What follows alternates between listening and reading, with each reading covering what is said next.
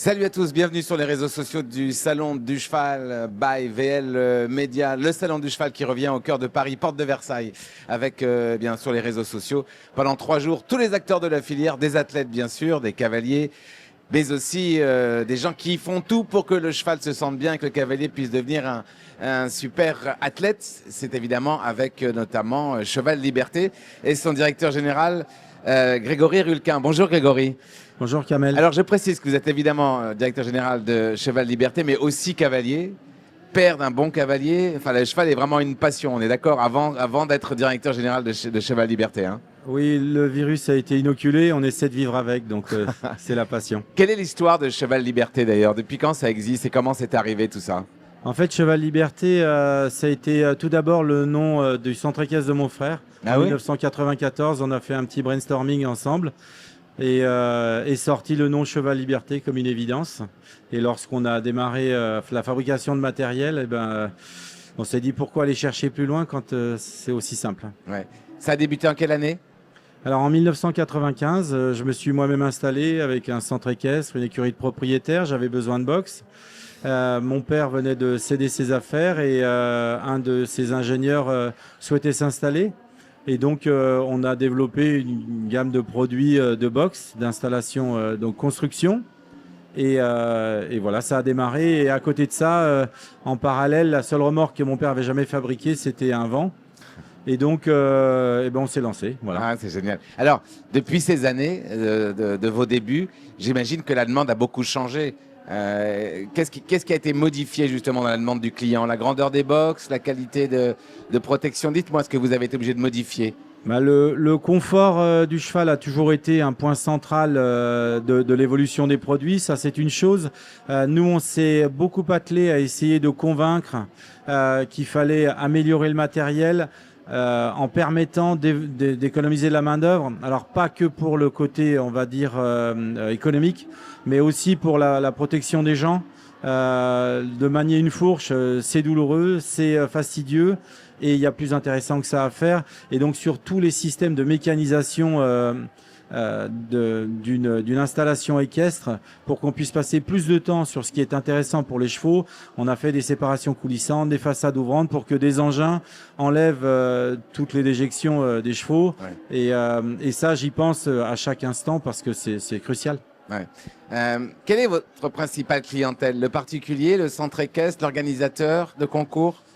En fait, c'est difficile à dire parce que tout propriétaire d'un cheval a besoin de transporter et loger son cheval. Donc forcément, un centre équestre ou une écurie de propriétaire va avoir des besoins un peu plus importants.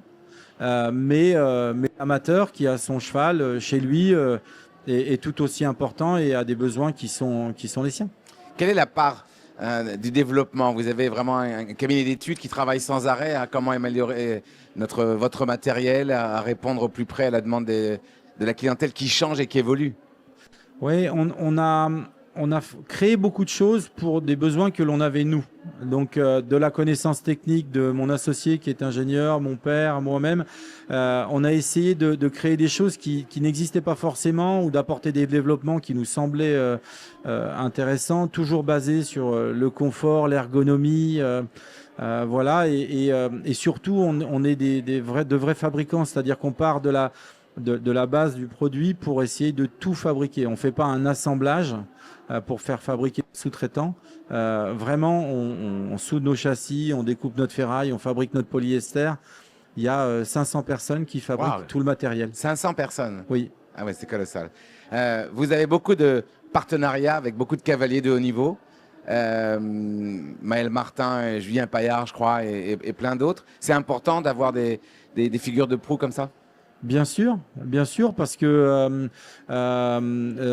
c'est des gens qui ont énormément travaillé, qui se donnent chaque jour et qui nous donnent un retour sur le matériel qui est extrêmement important. Leur expérience nous nourrit tous les jours pour nous donner la direction dans laquelle il faut aller. Ouais. Quels sont les objectifs pour votre société en 2025? On va déjà fêter nos 30 ans. Ah oui, donc ça, c'est une belle étape. On est arrivé jusque-là. Non, c'est continuer à grandir sur les marchés sur lesquels on est. On est numéro 1 dans quasi tous les marchés sur lesquels on évolue. On est numéro 1 en Allemagne depuis 5 ans. On a un marché En Allemagne, c'est Oui. énorme. Ouais. La Suède, on représente 58% du marché. Waouh. Donc c'est tout un tas de positions que l'on veut continuer à renforcer, grandir là où on est un petit peu moins important. La France représente combien de pourcentage de votre marché? C'est 25% de notre activité. Pas plus que ça. Non. Ok, c'est impressionnant. Le retour d'un salon du cheval comme celui-ci à Paris, c'est important quand on est exposant et qu'on vend du matériel? Bien sûr, c'est un salon historique que l'on a vu s'arrêter avec.